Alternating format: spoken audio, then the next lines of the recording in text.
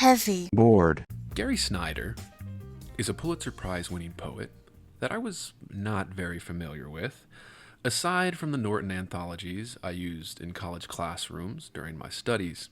And I admit, I was never very fond of his work. Our aesthetics never seemed to line up.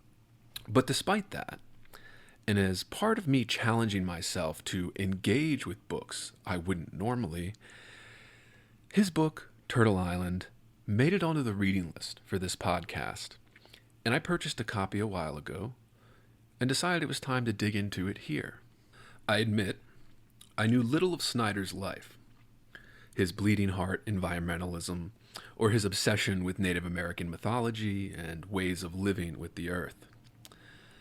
I only knew him by reputation, and as I said, the Norton anthology readings I had to do in various courses in college. And what I want to focus on in today's monologue is something broader that I think is really dragging down creativity in general. And perhaps this is a good time to bring it up, discuss it. And that idea is ideology over aesthetic, over structure even in certain cases, over meaning making, over creation itself. Ideology being worshipped as a form of higher enlightenment, and not the limitation that it always is. The current idea is that the firmer one stands in any given ideology, the more meaningful the art. But that simply isn't true. And the fact that it's being used as a metric for judgment is just absurd. But it's here. We're living in it. And I do want to be clear that this is a normal and natural tension in a lot of art and art making, a balancing act. An artist struggling with their own ideologies, and then also struggling with their works of art that may or may not be a product of said ideologies. But there is a line. There is a line.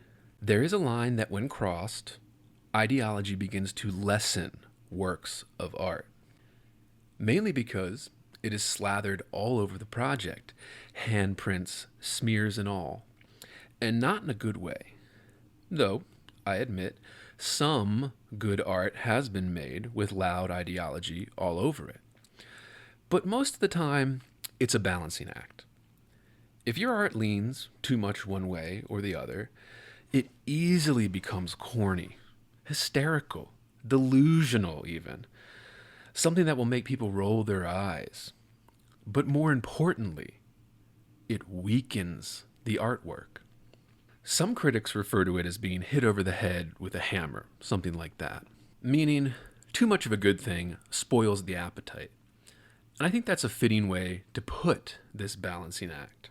Harold Bloom called books that overdid any given type of ideology, politically or otherwise, quote, top-heavy books.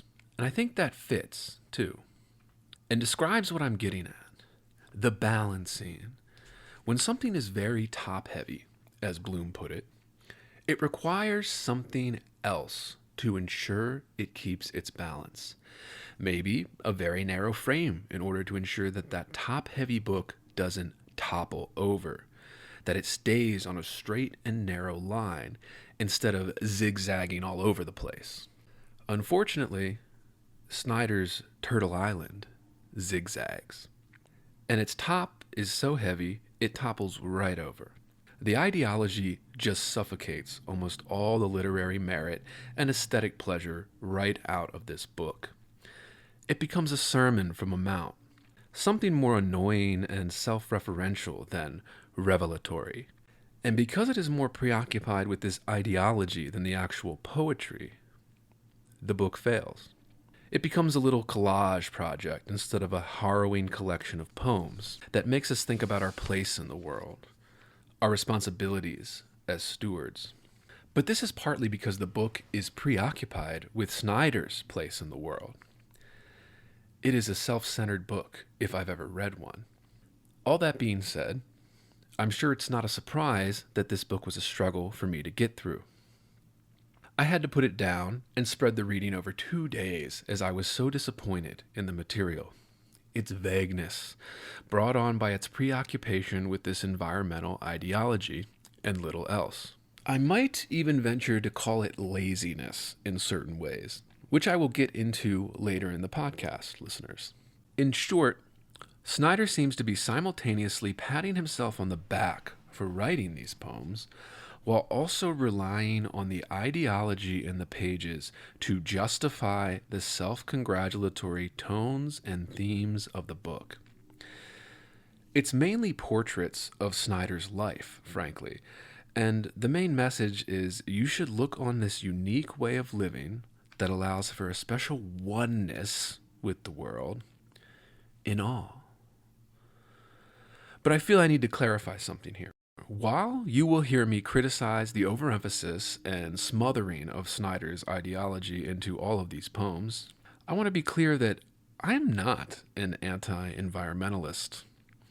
In fact, I believe in the goodness of nature and even its, quote, purity to some extent. I want clean energy, clean cars, etc.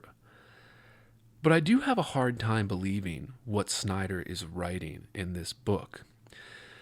And his environmental manifesto at the end, which imagines a purity I believe to be laughably naive and unachievable in the world. Just throwing it out there, listeners, extremists write manifestos. But what I found most annoying was that Snyder seems to expect the reader, through these sentiments, to gain all or most of the meaning from his poems. By sharing in his ideology, that if one isn't aware of his sentimental earth-first ideology, his poems become quite meaningless, or simply just little glimpses of a nature scene, with little else included. And this is the major flaw in this prize-winning book. The larger sentiment existing outside the world of the poems on the page. In fact, I go as far as to argue the larger sentiment only exists in Snyder's own head. Now, this isn't true for every poem in the collection, as I'll go into a few that I think work well, including some of his most famous works. But it is true of most of the poems in the collection. And it should be said, listeners, that the best poems in this book tend to be the most concentrated, the expansions of smaller ideas within the larger themes, such as the bath, where Snyder wants us to see how pure and innocent his special way of family bathing is, how traditional and open it is. The poem really says little else, though I know many would argue with me on that front. As I read the first half of this collection, I, like I said, found myself struck with how vague a lot of these poems seemed. How some of the structure puzzled me in ways I didn't expect it to for such a celebrated collection, such as the inconsistent use of capitalization within the same poem. As I said before, something I can only perceive as a laziness, a lack of attention to detail, overly concerned with the hodgepodge of ancient symbols and drawings throughout the book instead of the poems. And I wasn't rolling my eyes the entire time, but I was a lot of the time, listeners. Some of it was so overly serious I couldn't help myself. I kept picturing Steven Seagal, wrapping himself in beads and feathers and doctrines of an ancient culture, declaring himself of higher enlightenment for these decorations, all self-proclaimed and self-appointed. Surprise, surprise. I couldn't shake the image. So I tried to keep in mind that this was a cool new movement in the 1970s. No one had really given a shit about horrible environmental impacts up until then. And of course, it was an important movement in a lot of ways. As I said, I'm not unsympathetic to Snyder's environmentalist ideology, but it's clear from reading this collection that the ideology is why most of these poems and Snyder's larger body of work is considered canon-worthy. Not because of the work itself, but the ideology around the work. But I have to say,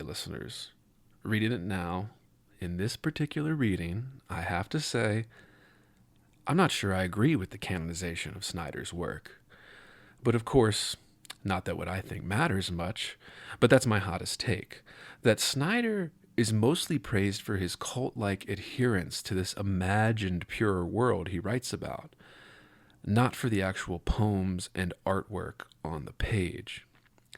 But come on, I know better than to just write something off. I tried to engage fairly, just be honest.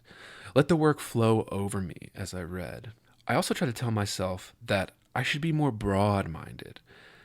But it did seem that each poem competed to bore me more than the last with each page I turned. So simple, so uninteresting, almost written in Crayola crayon. So, I tried to contextualize Snyder's work with the larger tradition of literary poets. Because I don't just want to complain and criticize. I want to praise where praise is due. The Romantics being the first that came to mind, that this collection of poems is perhaps Snyder's way of engaging with that long literary tradition. And my attitude improved, at least. But I will also say that the first thing I noticed about the works after this revelation was how much they differ from the Romantics of the 19th century. How the Romantics emphasized a universalism and love of nature in their work, a love of truth and beauty that transcends the time they were written in. Whereas in Snyder's work, the best I can tell from my reading, the emphasis is on showing how ugly the world has gotten in the 1970s. How pure nature could be if humans didn't ever exist. Which I consider to be an extremist-leaning philosophy. As I said, there's a manifesto. And sure, there are themes that overlap with great romantic poets. The idea of being distraught at industrialization, a very romantic sensibility, one I sympathize with. The idea that nature is being fractured by human beings, very romantic, biblical even. I agree with it. It's a good theme to build a poem around. And I have to believe that Snyder saw his work as a continuation of this tradition in some way. No doubt admiring the romantic greats. And I will add here that Snyder tends to be lumped in with the rest of the mostly mediocre writers we call the beat writers, which I have already ranted about on this podcast before. But getting to the poetry, even the name of the book, Turtle Island, felt so corny, I had a hard time getting past the introductory note, where it seems Snyder considers his lamentations basically the ancient wisdom of ancient cultures. And normally this is something I can get behind. But this is also where the ideology begins to crowd out the poetry and aesthetic of the work. The first page. This note on the very first page is to make sure we know, as readers, where the meaning in the poems comes from, because it won't be in the coming pages, listeners. My brain just has a hard time believing anyone telling me any point in history was a better or a more pure time. Sorry, that's always going to be an eye roll from me. I find that notion, frankly, a little naive, unconsidered, unreflected upon, maybe.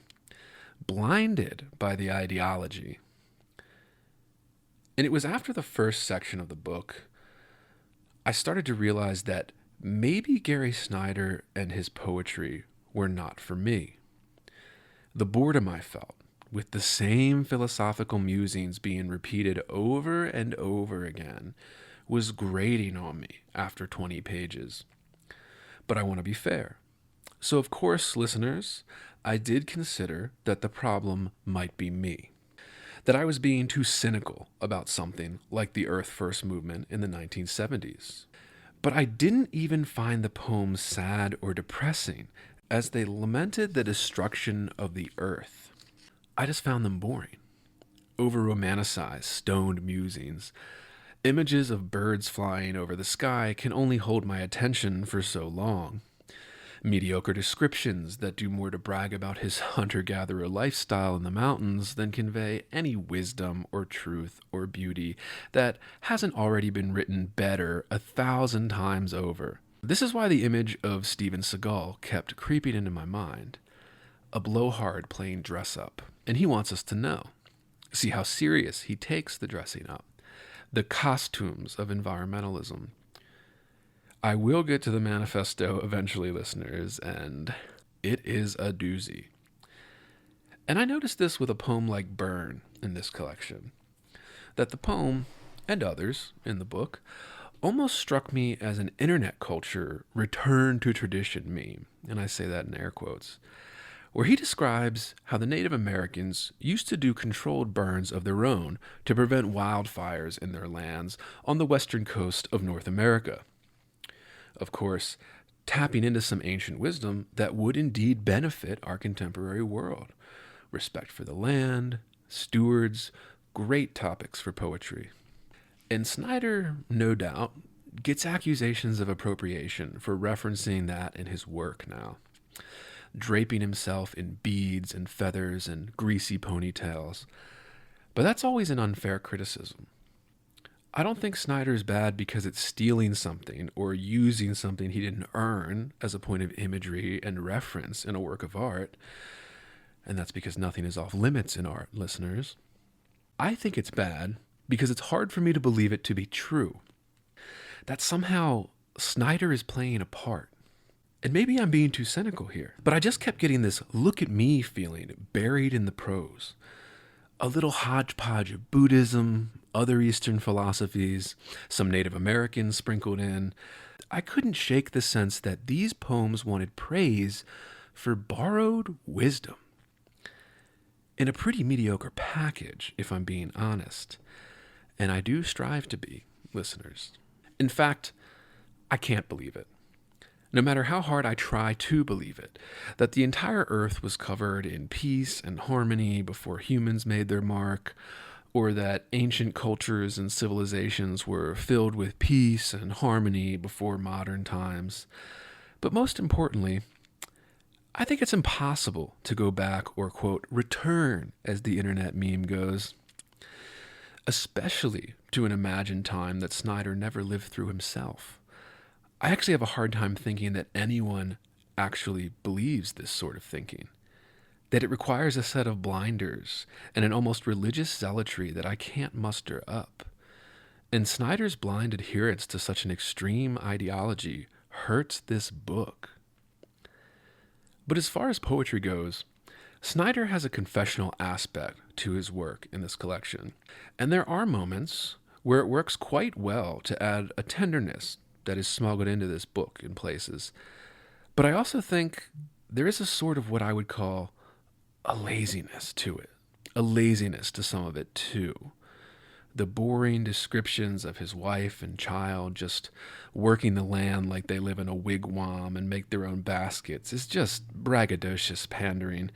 The Steven Seagal image.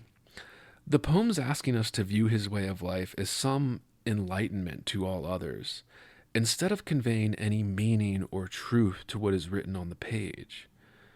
So the poems become vanity poems. This is where the ideology comes in, smothering the art. A reliance on the sort of environmentalist ideology to do most of the work in the poetry, at least in this collection. As I said already, listeners, in Snyder's defense, I haven't read much of his other work. I am specifically talking about this collection of poems, Turtle Island. And honestly, listeners, I don't think I will seek out his other work. But it seems Snyder tends to rely on this ideology to give all his poems some meaning. And there are places where it works in tandem with the poem, sure. As I said, usually in the more narrowly focused ones, such as The Bath. And there are places where it doesn't work so well. Smothers the poem in it, suffocates the vision. It becomes a sermon, or just a piece of a poem, a single image, grasping desperately to the larger themes of the ideology. I couldn't shake this feeling that these poems were laments for a world that Snyder never actually knew, but imagines in his head, romanticizing stories he had heard, stories he had been told. And not that that can't make for interesting and original poetry on its own, but it doesn't seem to here. It gets smothered in the ideology. It's a weakness here. And it's one I find myself unable to ignore. And it's disappointing. I never want to read a book and dislike it, let alone have to write a monologue about why I'm not finding it appealing. And maybe I'm being too harsh, not letting the romanticizing sweep me off my feet and take me down the road of imagination. But then again, it seems like this book wants the reader to be submerged in environmentalist politics, not imagination, complete with a manifesto about those very politics at the end. In fact, most of the poems have little meaning without the framework of a mid-20th century environmentalist politics on top of it, making it, quote, top-heavy, as Bloom would say, which, as I already pointed out, is a weakness.